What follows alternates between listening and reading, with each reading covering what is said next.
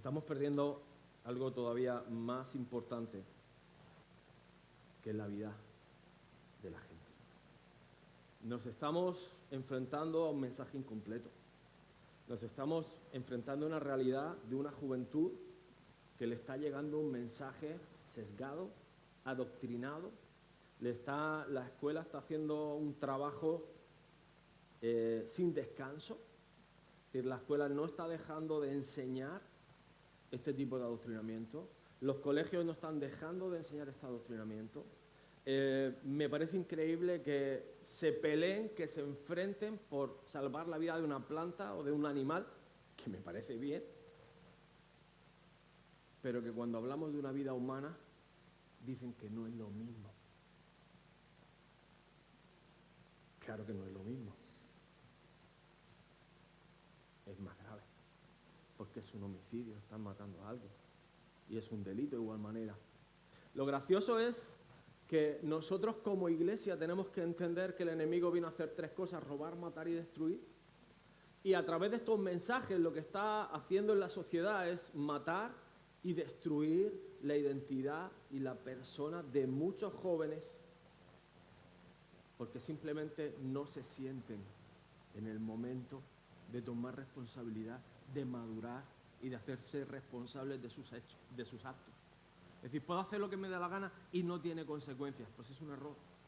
Puedes hacer lo que te dé la gana, pero lo que te da la gana tiene consecuencias. No hablamos de las consecuencias post-aborto. No hablamos de las consecuencias de lo que ocasiona esas chicas que libremente van a dejar, de alguna manera, o cortan la vida de ese bebé. Por supuesto, estamos totalmente en contra, yo creo que queda claro. Pero el Señor ha puesto un fuego en mi corazón y no quiero hablar más de esto, porque siento que como padres, que como iglesia, que como cuerpo de Cristo, tenemos que entender una cosa de una vez por todas. Y de verdad no vengo a hablar en contra de nadie, sino todo lo contrario, vengo a enseñarte a orar.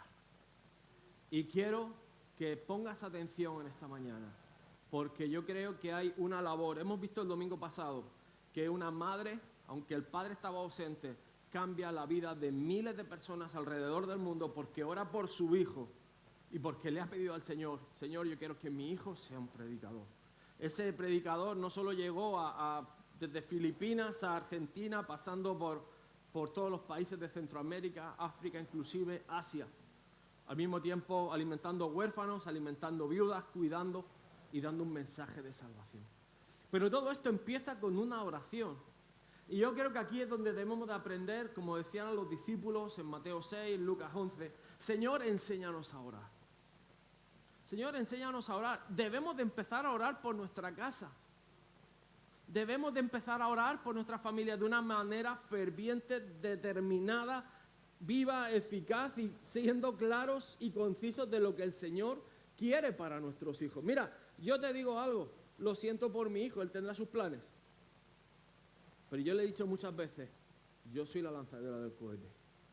Adivina quién es el cohete. Yo he llegado a un pastorado, él va a llegar a las naciones. Si yo he llegado a las naciones, él tiene un llamado para el mundo. Porque esa es la herencia. Y te digo, hermano y hermana, en el nombre de Jesús te exhorto a que no dejes de doblar rodillas por tus hijos. Te digo, da igual el pasado, da igual el presente. Hay que orar por nuestros hijos. Yo te digo, y te lo digo con temor de Dios, te lo digo con todo el respeto, aquí ya hay jóvenes que tienen un llamado evidente. Tenemos un Manuel que tiene un llamado evidente, tenemos un Axel que tiene un llamado evidente, tenemos un Samuel que tiene un llamado evidente, y así otros tantos, no te ofendas si me dejo alguno por el camino, que hay llamados evidentes. Hay frutos, ahí empieza a verse cosas. Hermanos, hermanas, orar. Hay que aprender a orar, hay que aprender a pelear nuestra batalla, y nuestra batalla está en la oración, nuestra batalla está de rodillas. Así que como dijeron los discípulos, Señor, enséñanos a orar. Vamos a Mateo 6, 9 al 13, dice, vosotros pues oraréis así, Padre nuestro que estás en los cielos, santificado sea tu nombre, venga tu reino, hágase tu voluntad como en el cielo, así también en la tierra. El pan nuestro de cada día, dánoslo hoy, perdónanos nuestras deudas como también nosotros perdonamos a nuestros deudores. No nos metas en tentación, mas líbranos del mal, porque tuyo es el reino, el poder y la gloria, por los siglos de los siglos. Amén. Y lo primero que creo que hay que aprender es que Jesús se encontraba en medio de una estructura religiosa hebrea, donde no te voy a decir que no se oraba, pero de alguna manera no había una comunicación o no había una vida de oración. Había una estructura religiosa donde se oraba, y hay otras religiones que oran de manera habitual, algunas 3 veces al día, algunas 5 veces al día, y en el caso de los hebreos, el caso de los judíos, ellos hacen esta oración que se llama la Amidá, que significa ponerse en pie, traducido del hebreo literalmente, que son 18 oraciones que se oran 3 veces al día. Si te acuerdas de Daniel en Babilonia, pues Daniel hacía precisamente esta oración, que se llamaba Amidá, y cada mañana, mediodía y noche, él oraba estas 18 oraciones que bueno, eran bendición, hablaba de los hijos, hablaba de los padres, y era una oración a modo de pueblo. ¿Está mal orar? No, no está mal orar. Pero el Señor nos enseña a orar de manera diferente. El Señor quiere que empecemos a descubrir esos secretos, esos detalles que van a hacer que nuestra familia, que nuestra vida, nuestra relación personal con Dios, veamos la realidad cristiana de otra manera. Además, de una manera relacional, de una manera viva. A mí me gusta el hecho de esta oración, concretamente, ponerse de pie, porque cuando uno habla de ponerse de pie, de pararse, y además de pararse orando, quiere decir que tú estás en una actitud donde, señores, estoy proclamando la oración del Señor, estoy proclamando la bendición del Señor, estoy orando, intercediendo. Ahora, date cuenta que cuando empezamos a repetir, cuando empezamos la reiteración, cuando empezamos el show, es precisamente en el versículo 5, un poco antes, cuando Jesús mismo exhorta y dice, cuando ores, no seas como los hipócritas, porque ellos aman el orar de pie en las sinagogas y en las esquinas de las calles, para ser vistos por los hombres. De cierto os digo que ya tienen su recompensa. Es decir, date cuenta que la oración puede ser algo religioso, aunque el fondo sea bueno, aunque lo que se dice, la bendición que se diga, sea una bendición cristiana, una bendición que tiene su poder, que tiene su autoridad, pero ¿con qué motivación haces esto? Y esto es algo que además vamos a profundizar un poquito más, vamos a hacer alguna acertación un poco más profunda, porque no se trata de reiteraciones, no se trata de ser vistos. No se trata yo me acuerdo, cuando era niño, íbamos a la reunión de oración y siempre había un par de hermanos que acoplaban casi toda la oración, 15, 20 minutos, y Señor, y no sé qué, no sé cuánto, y pum, pum, y pum, y voces, y gestos de fuerza, y wow. Pero te digo algo, cuando estás cerca, ves que no hay una vida transformada. Y ahí es donde digo yo, hermanos, yo no quiero que mi casa, tu familia, la mía, no tenga la transformación de Cristo Jesús. Necesitamos ese cambio, esa transformación en la mente, en el corazón, en el cuerpo. Acabamos de ver personas jóvenes que aman la vida, pero que andan confundidos de principios y prioridades.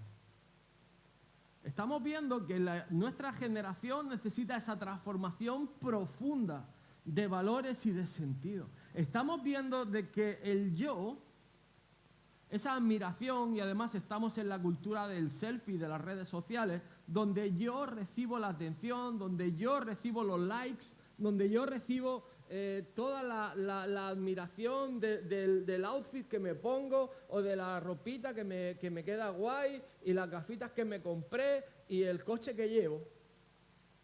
Con lo cual todo está diseñado para que tú recibas la atención. Y de alguna manera los fariseos y los escribas vivían este tipo de redes sociales, ¿no? ¿Quién es el que ora más en la esquina de la calle del silencio? ¿Quién es el que ora más en la esquina de la calle de la sinagoga? ¿Quién es el que ora más en la puerta de las ovejas?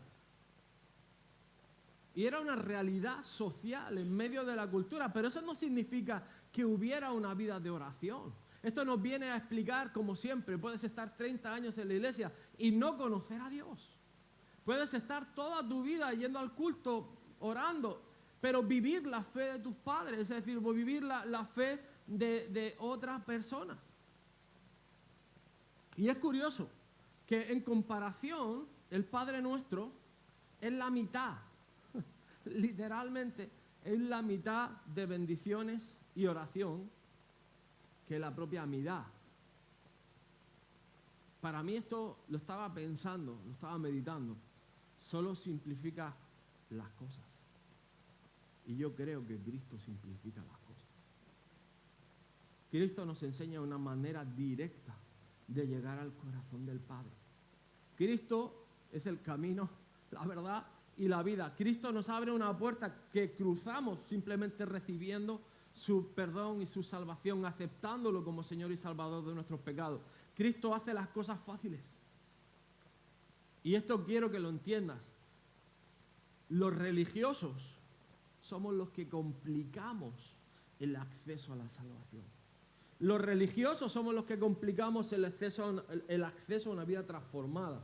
La religión es la que hace que nosotros ricemos el rizo de tal manera que antes de llegar a Jesús hemos hecho una gincana de cosas que no funcionan, que son obras de la carne, que son rituales, no te voy a decir paganos, pero son rituales religiosos que al final no te acercan a Jesús. Lo que yo tengo que decirte en esta mañana es que hay una cercanía de parte de Dios, hay un deseo del corazón del Padre de que te acerques a Él de una manera simple, sencilla y ordenada. Además, Lucas 11 lo explica muy bien. Dice, les dijo también, ¿quién de vosotros que tenga un amigo va a él a medianoche y le dice, amigo, préstame 3 panes porque un amigo mío ha venido a mí de viaje y no tengo que ofrecerle? Y aquel respondiendo desde adentro le dice, no me molestes, la puerta ya está cerrada y mis niños están conmigo en la cama. No puedo levantarme y dártelos. Os digo que si no se levanta a dárselos por ser su amigo, al menos por su importunidad se levantará y le dará todo lo que necesite. Por eso os digo, pedid y se os dará, buscad y hallaréis, llamad y se os abrirá. Porque todo aquel que pide recibe, y el que busca halla, y el que llama se le abrirá. Sencillo, sin horario, sin establecimiento. No son 3 veces al día, en un momento concreto. Si estás de pie o estás en la cama, estás de rodillas o estás en el baño. Ay, no, pastor, yo no oro en el baño. Pues si el único sitio que tienes para orar es en el baño, ora en el baño. Pero ora. Ora. Escúchame bien. No vamos a convencer a la gente sin el poder de Dios. No vas a convencer a nadie. Mira, en los 60 se convencía. Ahora toca demostrar lo que somos. Con el poder, con la gloria, con la presencia, con la unción del Espíritu Santo. No olvídate de convencer a nadie. Porque te van a decir, yo creo lo que yo quiero y tú crees lo que tú quieres. No te metes en mi vida, yo no me meto en la tuya. Paz y amor. Dame un like.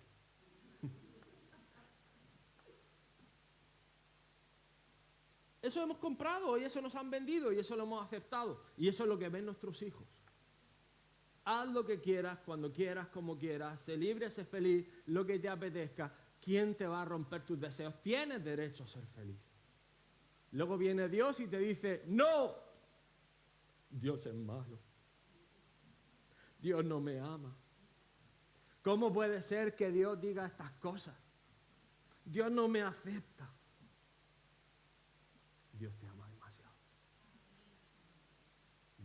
demasiado y Dios te amó demasiado. Dios dio todo por ti. Y esto es lo primero que tenemos que entender.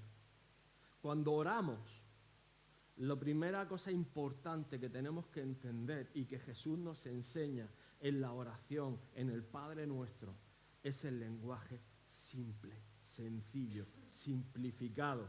Te voy a explicar. Hay una palabra que me flipa, que significa Abba, papaíto, papá, papá mío, padre mío, amado Padre, respetado Padre, como quieras.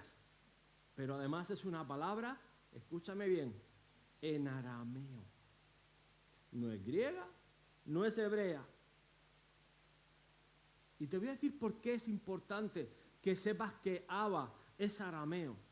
Porque cuando Jesús enseña a orar, enseña en el lenguaje más coloquial que podría hablarse en Palestina. Jesús no predicó en hebreo. Jesús no predicó, de hecho, puedes ver la pasión de Cristo, es decir, hasta los propios católicos reconocen, o sea, cuando ves la película de Mel Gibson, está hablando en arameo. ¿Por qué? Porque es el idioma que Jesús hablaba. Era el lenguaje más básico, sencillo, coloquial y disponible para toda la gente que era su audiencia. No se puso a hablar, no. No le interesó quedar bien en la sinagoga ante los eruditos, ante los escribas, ante los fariseos. No le interesó. No le interesó hablar en griego para los griegos. Probablemente viviendo en la Palestina de la época, Jesús sabría latín, Jesús sabría griego, por lo menos lo básico, y Jesús, por supuesto, era judío, sabría hebreo. Pero los evangelios, hermanos, por lo menos lo atañente al testimonio de Jesús, es en arameo.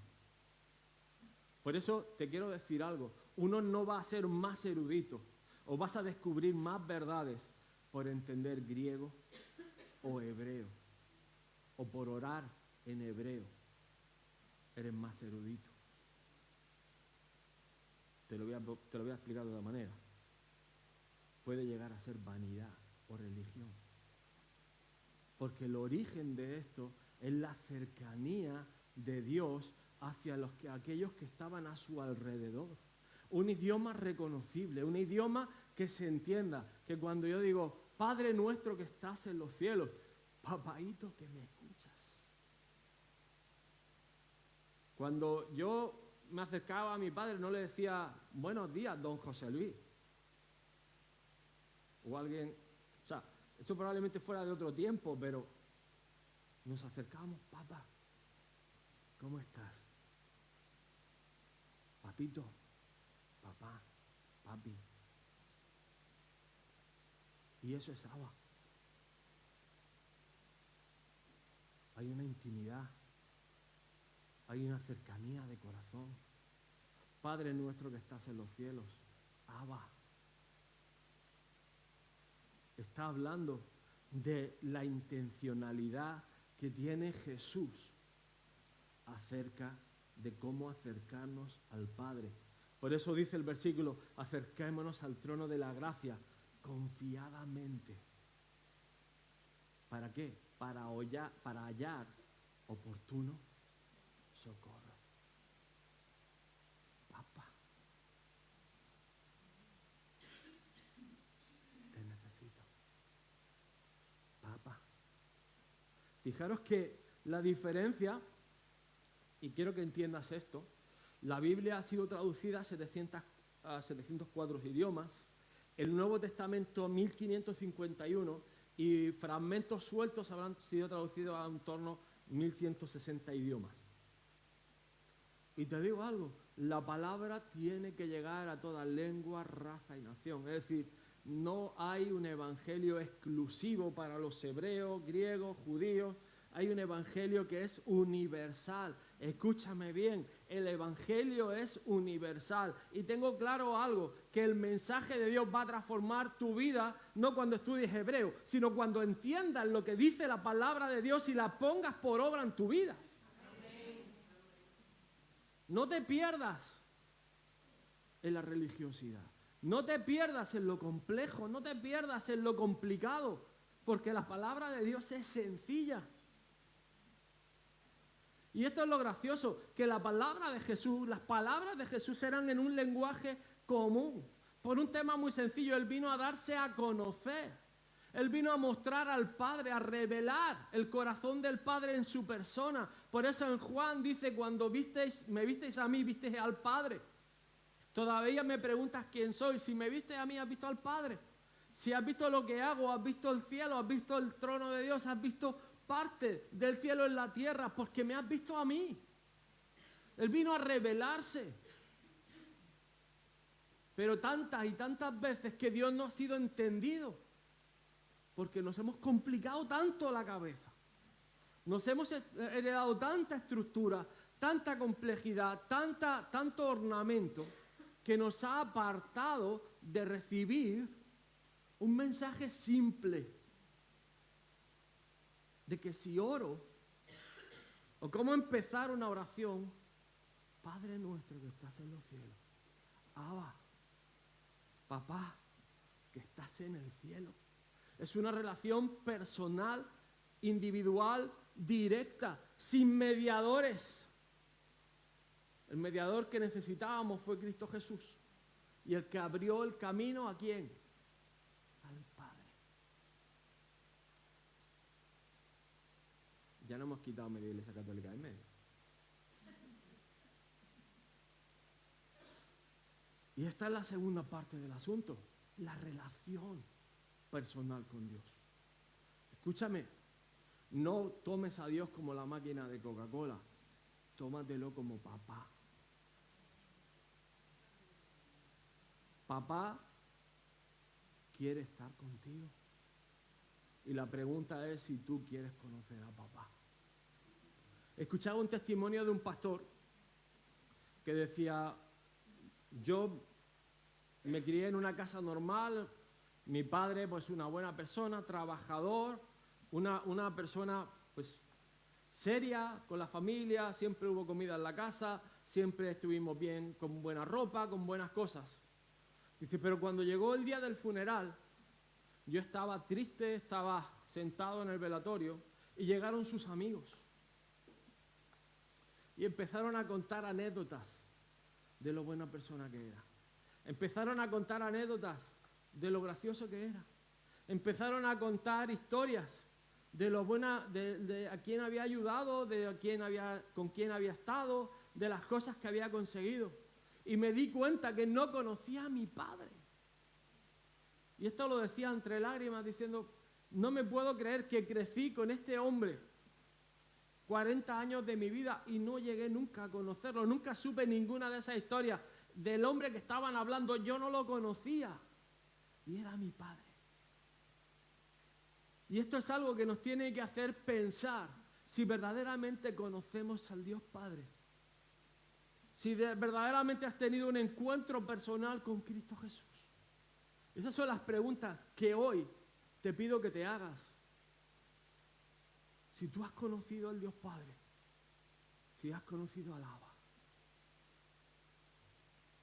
Porque si no lo has conocido y lo quieres conocer, es tu momento. Eso va a cambiar todo nuestro presente, nuestro futuro, nuestra manera de concebir la fe en Cristo. Porque precisamente cada vez que Jesús pasaba por una tribulación, cada vez que Jesús pasaba por una prueba,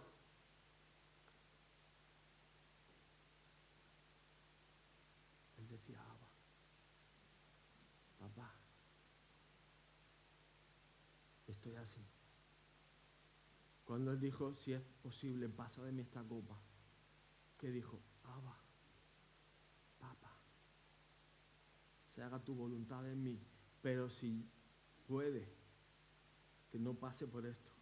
Y te digo, es nuestra naturaleza, la naturaleza de nuestra fe, la normalidad de nuestra fe es tener una relación racial, familiar, es decir, ya no hay judío, griego, español, americano, colombiano, somos un cuerpo en Cristo Jesús. Estamos llamados a ser una iglesia, una multiforme iglesia llena de la gracia de Dios, y de la multiforme gracia de Dios. Y no hay genealogías. Si quieres saber algo de genealogías, vete a Mateo 1 y verás 14 generaciones de Abraham, 14 generaciones de David a Jesús. Y todo era importante, porque en función de tu genealogía, en función de quién era tu abuelo, tu papá, tu mamá, era tu posición en medio del pueblo de Israel. Si eras de la tribu de Leví, ibas a tener un oficio. Si eras de la tribu de Judá, ibas a tener otro oficio. Si eras de la tribu de Isaacar, tenías otro oficio. Pero iba en función de tu genealogía racial o de tu herencia paterna. Y ¿sabes qué te digo? Que en nuestro tiempo, en Cristo Jesús, no hay genealogía. Quiere decir que puedes acercarte confiadamente al trono de la gracia. Puedes acercarte confiadamente a papá. Y que tu papá es mi papá, y aunque tu papá haya sido un gran desconocido, bueno o malo, no lo sé, pero tienes un Padre en el cielo que te ama. Y tienes un Padre en el cielo que está esperando que tú le busques y que dirijas directamente a tu Padre. Que abras tu corazón a tu Padre, que le hables directamente al Señor, que le puedas decir directamente cómo estás, cómo te encuentras, qué estás pensando. A mi edad era todo lo contrario. Dios de nuestro padre Abraham, Isaac y Jacob estaban recordando un pacto que Dios había hecho con Abraham, con Isaac, con Jacob. Estaban recordando todo el tiempo de las promesas que Dios le había hecho a Abraham, Isaac y Jacob. Estaban recordando todo el rato lo que Dios había dicho en cierto momento. Porque eran judíos, eran de la tribu de Judá, eran hebreos. Ahora bien, no es ese tiempo. No es el momento. Algunos estarán echando en falta, hay que ver, el pastor no nos ha puesto las 18 bendiciones de la mitad, ni te las voy a poner. Y las tengo. ¿Por qué? Porque cuando Jesús le preguntan los discípulos, enséñanos a orar, dio un nuevo manual y dio una nueva estrategia. Y nuestra guerra no es contra carne ni sangre, es contra huestes espirituales, es contra potestades espirituales. Este vídeo que hemos visto es un espíritu homicida que sale del infierno. Es un espíritu que tiene un amor desordenado, que además ese amor desordenado hacia animales o cosas hace que tú vivas sirviendo a esas cosas. Y eso incumple el primer mandamiento, que amarás al Señor tu Dios con todo tu corazón, con toda tu... Te conviertes en esclavo, te conviertes en siervo. Y créeme lo que te voy a decir, Dios te quiere libre. Dios te quiere libre. No tengo nada en contra de los animales, pero sí en contra de la servidumbre. O sea, un animal no es un bebé. Y ahora ves los carritos y el pañalito y el ponchito.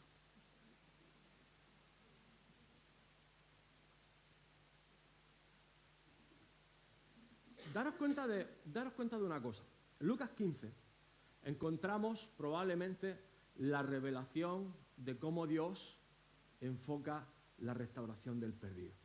Y tenemos 3 parábolas principalmente. Las 3 parábolas, la primera es la oveja perdida. Y yo te digo, ¿alguien no ha usado ese ejemplo cuando se ha encontrado mal y se ha sentido la oveja perdida? Y el pastor este que no me llama, que no me busca, que ves que se ha olvidado de mí. Si yo me he ido del redil, sé que me he ido yo, pero él no me ha buscado. Levanta la mano conmigo. Y a que no te ofende. ¿Verdad que no ofende? ¿Y todos hemos sido la oveja perdida? Otra que nos ofende es la moneda perdida. Porque cuando alguien está buscando, ha perdido la moneda y está buscando, o es que el Señor me tuvo que buscar a mí desde el pozo cenagoso, yo estaba en la cuarta piedra debajo del lodo y el tronco, y entonces el Señor me estuvo sacando de ahí y soy la monedita. Soy la moneda de 200 pesetas, la buena. Ahora, el hijo pródigo sí ofende. Te voy a decir por qué ofende. Si somos el hijo pródigo, es que se nos ha ido la olla. Si nuestro hijo propio coge tu herencia, tu dinero, tu casa, tu coche, lo vende y se va de prostitutas, lo gasta con los amiguetes en borracheras y lo gastas en un montón de historias, créeme que lo primero que vas a decir es mi hijo, no tengo nada que ver con eso y no quiero saber nada de eso. Y no es el primer padre que le ha dicho, hijo, esa es tu decisión, zapato. ¿Sí o no? También es verdad que es la única manera que, oliendo puerín de cerdo, el amargor de la bellota y la aspereza de la algarroba, uno vuelva en sí. Y a veces es necesario. Pero déjame decirte algo. Aquí está el poder de la restauración en la paternidad del Padre, que dice que cada mañana y que cada tarde salía a esperar al Hijo. Y se paraba en la puerta, en el extremo del camino, a esperar que el Hijo volviera. Y lo que hace después me emociona más todavía, que nos va a dar paso al siguiente punto. Y es que lo viste con ropa nueva, lo lava, lo limpia, le devuelve su posición, le devuelve su lugar en la mesa y lo restablece como hijo. Y ese es el poder de la restauración de la paternidad de Dios. Ese se lava Padre. Gloria a Dios. Pero ahora ponme atención y vamos terminando. Sé que la oración, el Padre Nuestro, es mucho más largo y creo que me he quedado en el primer versículo. Pero la revelación es lo siguiente: santificado sea tu nombre. Y créeme que te podría haber hecho toda la predicación de esto, pero solo te voy a dar 2 pinceladas. La santificación, es decir, nosotros realmente no podemos santificar su nombre, pero sí podemos entender que es la esencia de Dios, está en la santidad. Es su carácter, es su nombre, es quien es. Y ahí vamos a ver, es decir, cuando Dios dice, sed santos porque yo soy santo, Levítico 11:42, vemos el proceso de Isaías, santo es tu nombre, Dios es un Dios santo. Lo primero es que Isaías en el capítulo 6 ve la santidad de Dios, se encuentra con la santidad de Dios, y lo segundo es que se da cuenta de su impureza. Y esto es lo que te digo, Padre nuestro que estás en los cielos, papaíto mío amado de mi alma, tú eres santo por encima de todas las cosas, y me doy cuenta de que yo soy la persona más impura y que necesito tu limpieza. Automáticamente en el paso 3 el ángel del Señor lo limpia, pone ese carbón que purifica sus labios, pone ese toque angelical, ese toque divino que transforma la vida de Isaías y lo convierte en un vocero de Dios. Y es el número 4. Isaías responde al llamado de Dios. Muchas veces me preguntan los jóvenes si hacerse un tatuaje se puede, si me puedo dejar el pelo largo, trenza, hacerme un piercing. Preguntas ahora muy cotidianas, muy... Y te digo la verdad, una respuesta absolutoria probablemente entraríamos en un debate, porque cuando dice el Levítico que no te pintes la piel, también dice que no cortes el extremo de tu barba. Y podríamos entrar en otros debates teológicos que no tocan hoy. Pero quiero darte la clave para que tú solo te respondas cuando hables con papá. Con un Dios santo, nosotros tenemos que buscar la santidad.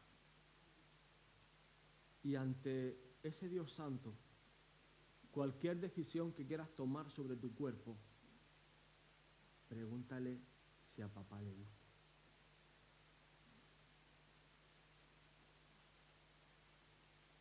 Y si eres capaz, con la verdad, delante de Dios, de decirme que Dios te ha dado que sí, que Dios te ha dicho que sí, hablamos.